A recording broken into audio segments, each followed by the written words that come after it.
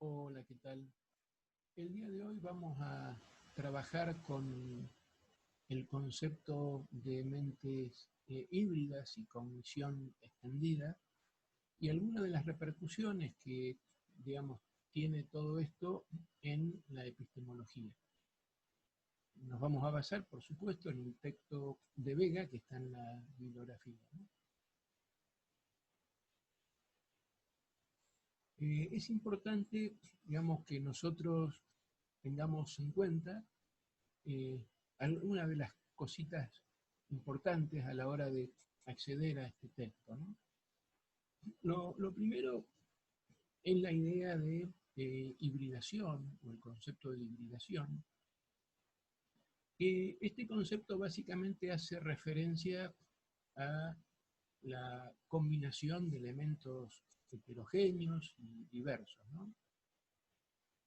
A la hora de pensar la cognición extendida, eh, y entendiéndola básicamente como un tipo particular de conocimiento en el cual se incluyen aspectos externos a la mente, está claro que, digamos, la mente deja de ser, digamos, un espacio puro en donde se realizan los procesos con los cuales eh, un ser humano accede al conocimiento, ya que en la cognición extendida se incluyen dentro de los procesos cognitivos aquello que ocurre, eh, digamos, más allá de los límites internos de la mente, ¿no? Por otro lado, eh, la naturalización de la epistemología nos obliga a tener en cuenta las contribuciones y los aportes que han realizado y que están realizando todas las ciencias particulares que se ocupan del conocimiento, ¿no? Y evidentemente la existencia de una cognición extendida eh, obliga a dejar de lado la concepción clásica de un sujeto puro, ¿no? A la hora de llevar adelante los conocimientos, porque más allá de lo que sucedería en el interior de ese sujeto y de las operaciones que se realizarían en el interior de ese sujeto, es necesario admitir la existencia de operaciones que incluyen aspectos externos al mismo, ¿no? Es decir, que el conocimiento no solo va a estar formado por procesos que tienen que ver con las actividades de manejo de representaciones internas, sino que va a incluir elementos externos, ¿no?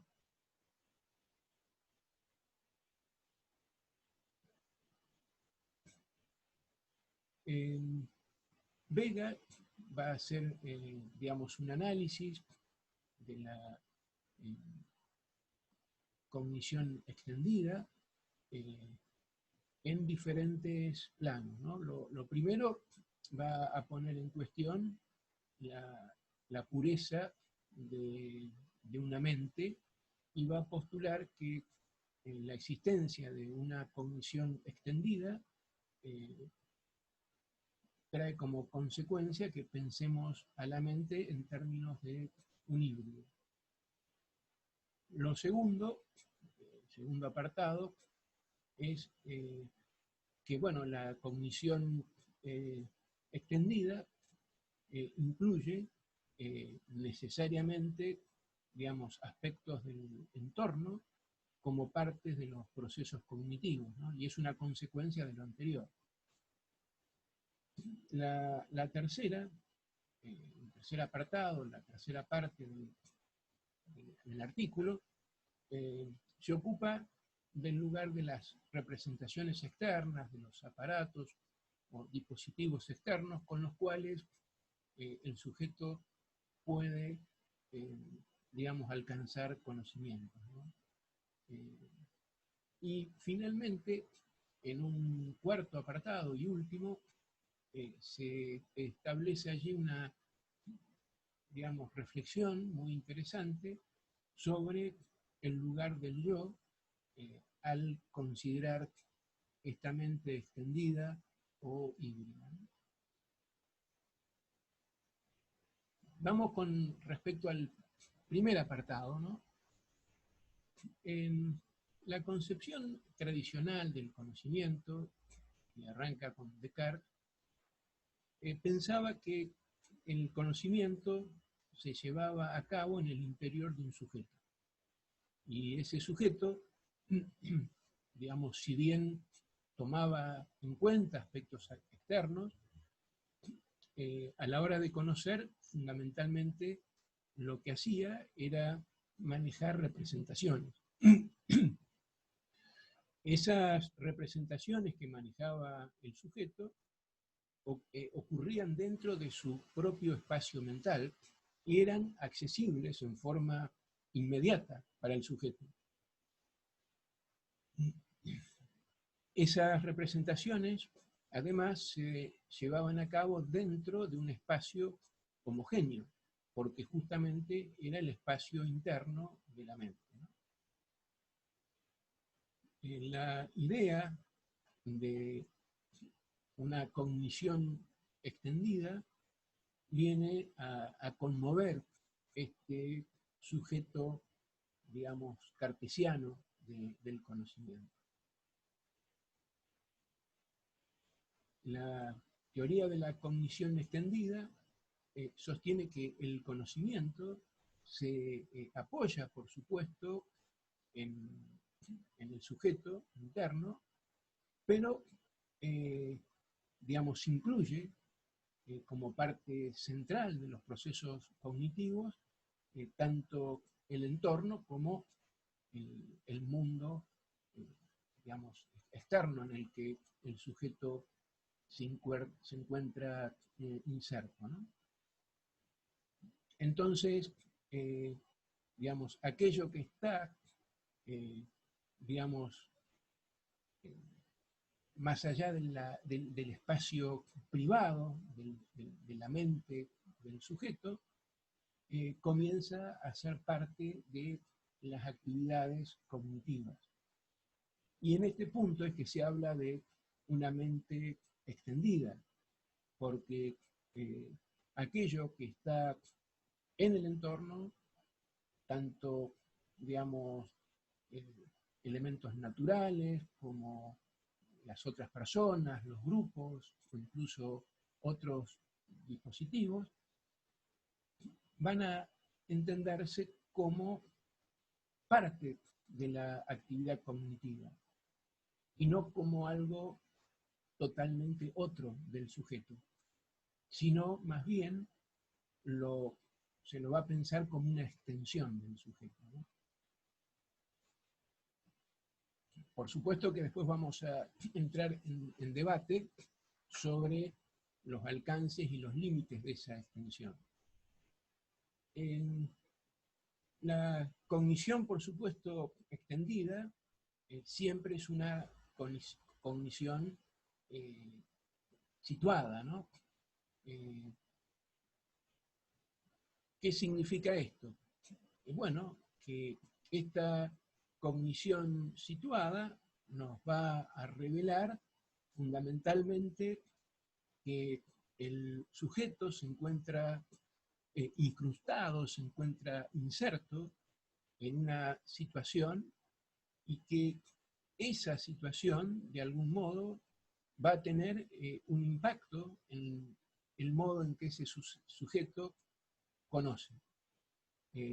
A tal punto que, digamos, parte de los procesos cognitivos de ese sujeto van a estar centrados en elementos que son propios de esa situación en la cual este sujeto se encuentra ubicado, ¿no?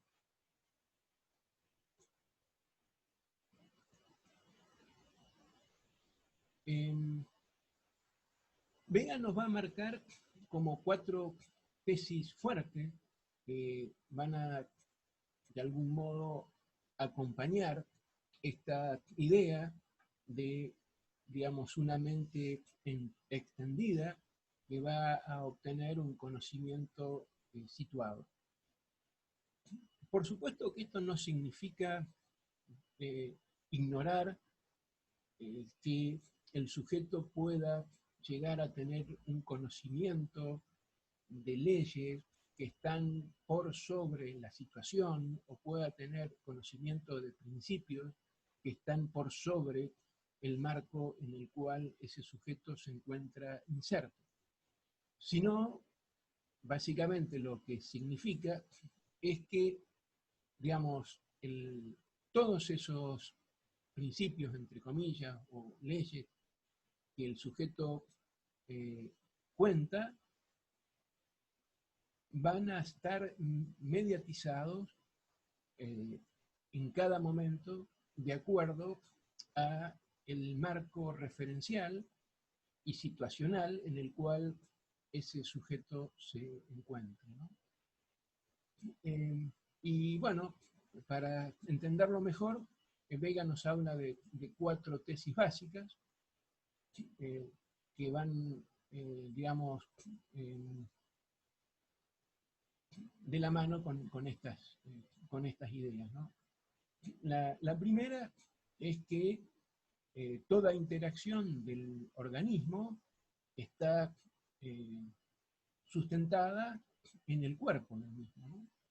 Es decir que, digamos, el cuerpo y la experiencia corporal de cada sujeto, digamos, se inscribe como parte de los procesos cognitivos fundamentales.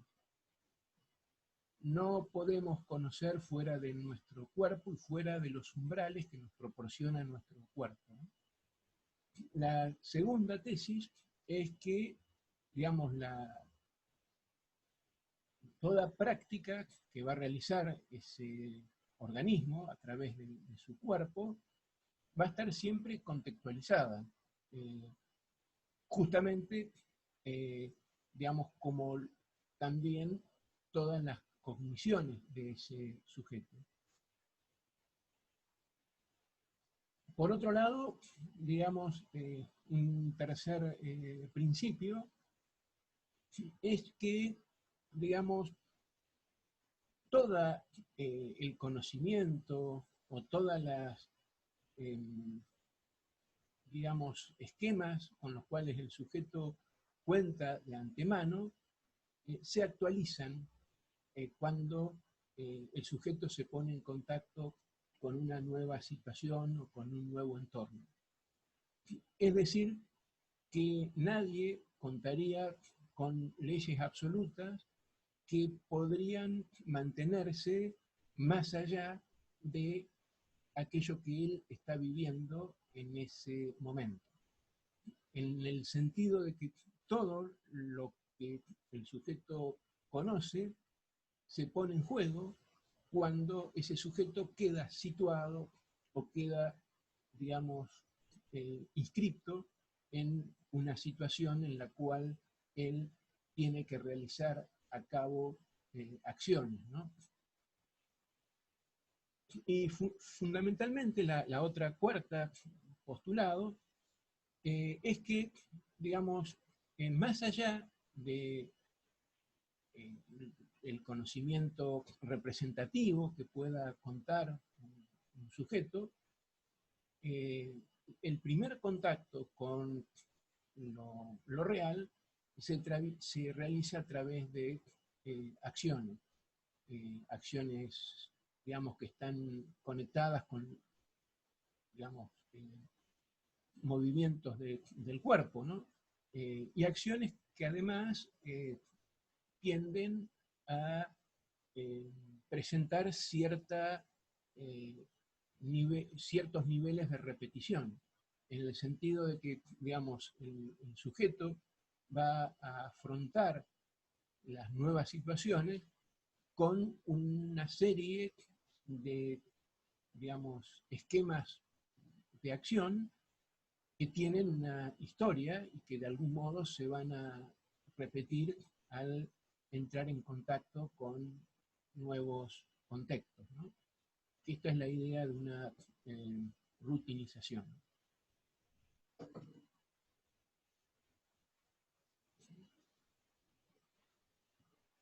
Evidentemente, digamos, estamos reconociendo que el entorno se va convirtiendo en parte de los procesos cognitivos. Y esto claramente nos aleja de aquella posición cartesiana donde el sujeto se podía abstraer del entorno y podía combinar las representaciones, digamos, en función de simples reglas lógicas que permitían articular una representación con otra.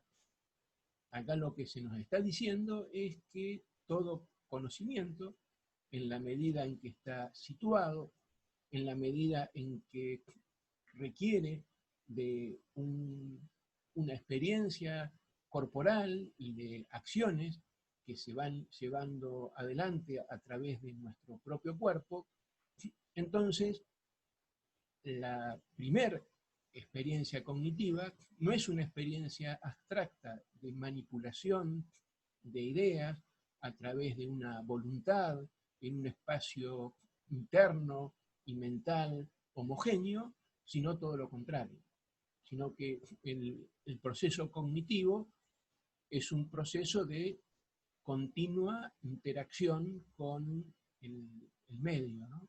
Es un continuo proceso de resolución de problemas en el marco de situaciones específicas que demandan una toma de posición continua del sujeto, ¿no?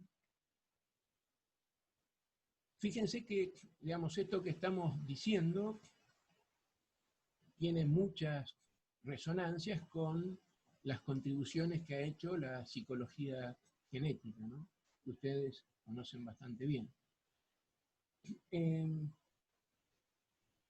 Por supuesto que, digamos, las contribuciones de la psicología genética son reformuladas en estas orientaciones, pero los principios se mantienen. Por ejemplo, ¿no? Que hay un principio básico de la psicología genética que está en la base de esta cognición situada o, digamos, mente extendida, que es ese principio, ¿no?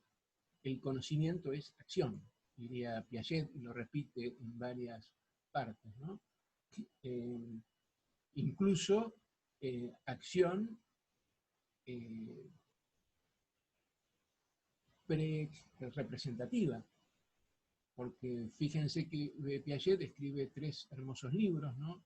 El nacimiento de la inteligencia, la construcción de lo real, la formación del símbolo en el niño, donde estudia en esos 3 libros básicamente el modo en que un bebé conoce cuando todavía no cuenta con el lenguaje.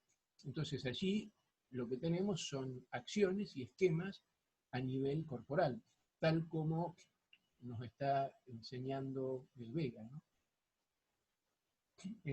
Evidentemente, digamos, con esta manera de entender también, resulta que, digamos, los procesos cognitivos que encuentran soporte en el ambiente, también van a encontrar en el ambiente a los otros, ¿no? Como elemento fundamental a la hora de conocer. Y además, por supuesto, de ciertos dispositivos, ¿no? Con los cuales nosotros procesamos la información también, como pueden ser desde los celulares, las computadoras, o incluso más elementales como una simple libretita de anotaciones, o incluso, digamos, cualquier otro elemento que pueda servir a la hora de llevar adelante una cognición. Evidentemente, ya la mente no puede ser entendida como un espacio puramente interno, y el conocimiento tampoco puede ser entendido solamente como algo que sucede en el interior de un sujeto, sino más bien el conocimiento hay que pensarlo en relación con los otros, con las reglas sociales, con cada uno de los individuos con los cuales la persona que conoce interactúa, ¿no? Entonces, la mente se vuelve híbrida porque tiene que incluir elementos diversos a los que tradicionalmente se pensaba. Digamos, antes se pensaba que para que la cognición se produjera alcanzaba con que, digamos, se manipularan representaciones de manera más o menos ordenada. Y las manipularan un sujeto individual. Y ahora se vuelve necesario incluir lo externo a ese sujeto, y esa inclusión necesariamente implica el reconocimiento de aspectos diversos.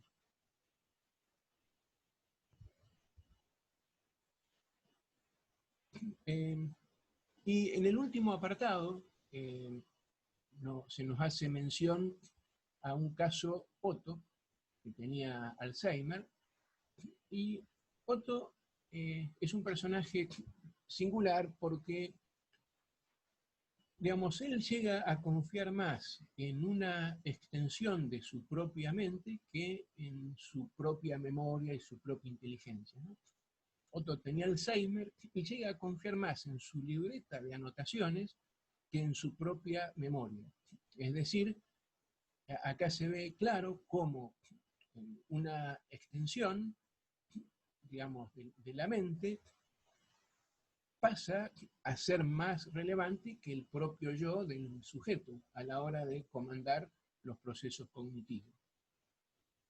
Pero la cuestión es si, digamos, esto es la regla, esto es la excepción, o simplemente nos vamos a tener que acostumbrar a admitir que, digamos, continuamente se está en riesgo de, digamos,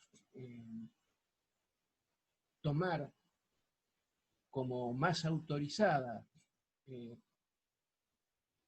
elementos que provienen de las extensiones de la mente que las que provienen del interior del sujeto, ¿no?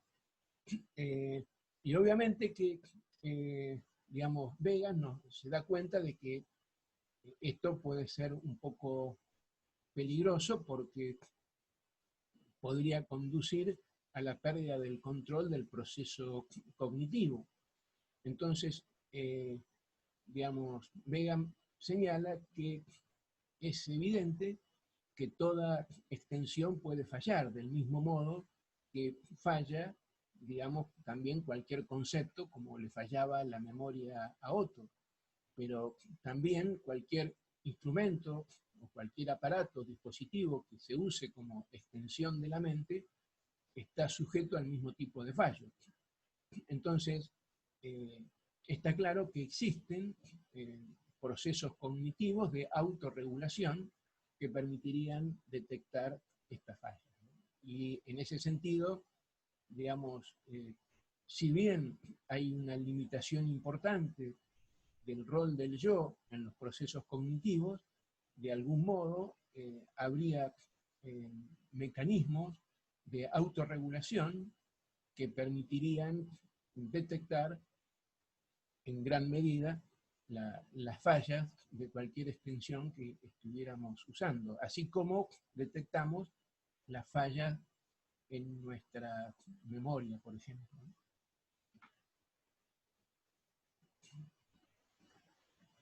Y finalmente, como para ir cerrando, un concepto por ahí un poco muy fuerte, pero que hace referencia un poco a esta idea de la cognición extendida, ¿no? La araña conoce a través de su tela, ¿no? Es decir, aquello que está fuera de ella, eh, digamos, es tan, eh, digamos, relevante a la hora de su propio conocimiento como aquellas experiencias previas de esa araña, ¿no? Por supuesto que en esa tela, si nosotros fuéramos la araña, tendríamos que incluir a, a todos los otros, a los grupos en los que formamos parte, a las instituciones, a las reglas, al lenguaje, y por supuesto a todos los dispositivos, desde un celular hasta, digamos, una computadora, incluyendo también, digamos, los elementos naturales que podrían, digamos, servir de base para esas cuestiones, ¿no? Bueno, estas son las ideas principales de Vega.